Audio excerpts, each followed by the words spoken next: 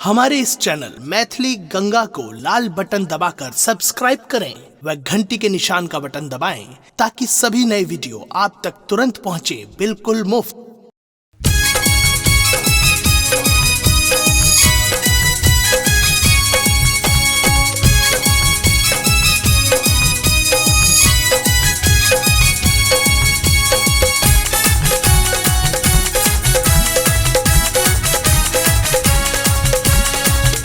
अपने सुन रहल छी गंगा कैसेट की प्रस्तुति। भोलेनाथ सुंदर शान कोना हेते, ओ भोलेनाथ सुंदर शान कोना हेते।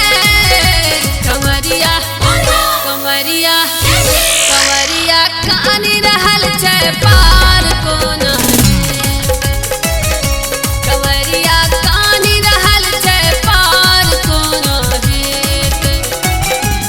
भोलेनाथ सुंदर शान कोना हेते, ओ भोलेनाथ सुंदर शान कोना हेते। कमरिया कमरिया कमरिया कानी रहल छै पार कोना हेते, कमरिया कानी रहल छै पार कोना हेते। कमरिया कानी रहल छै पार कोना हेते।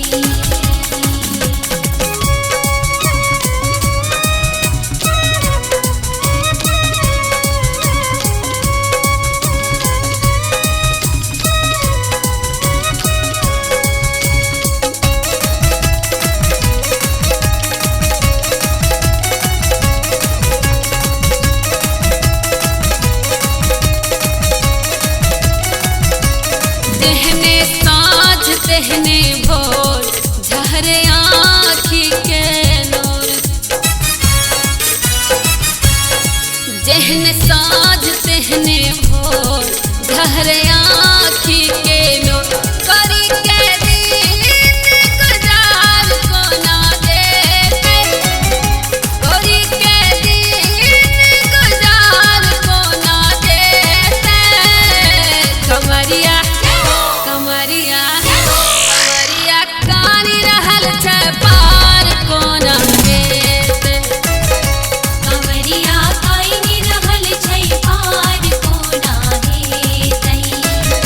कमरिया कानी रहल छै पार कोना हेते।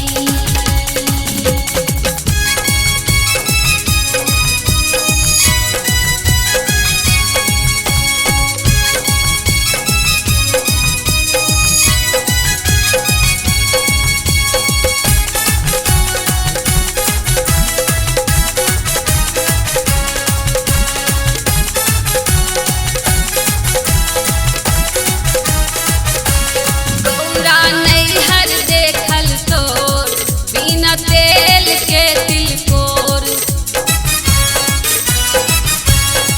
गौरा नैहर देखल तोर बिना तेल के तिलकोर। एहन लोक की गाल बजेते, एहन लोक की गाल बजेते। कमरिया कमरिया कमरिया कानी रहल छै पार कोना हेते, कमरिया कानी रहल छै पार कोना हेते।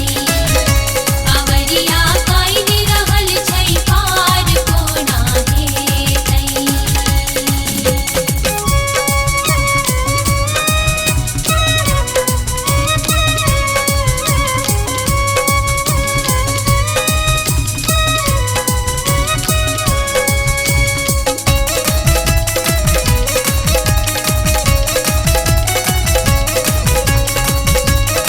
अपने सुन रहल छी गंगा कैसेट की प्रस्तुति।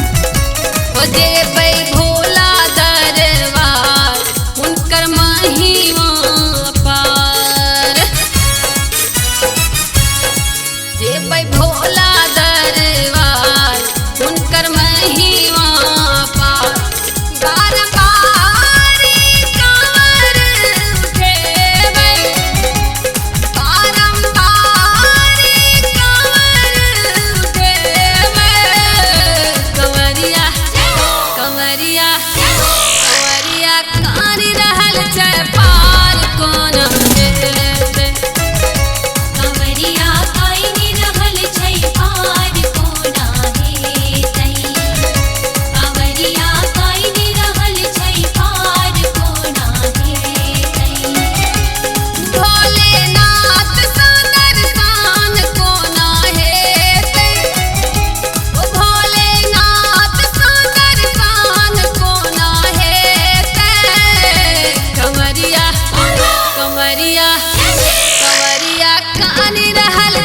पार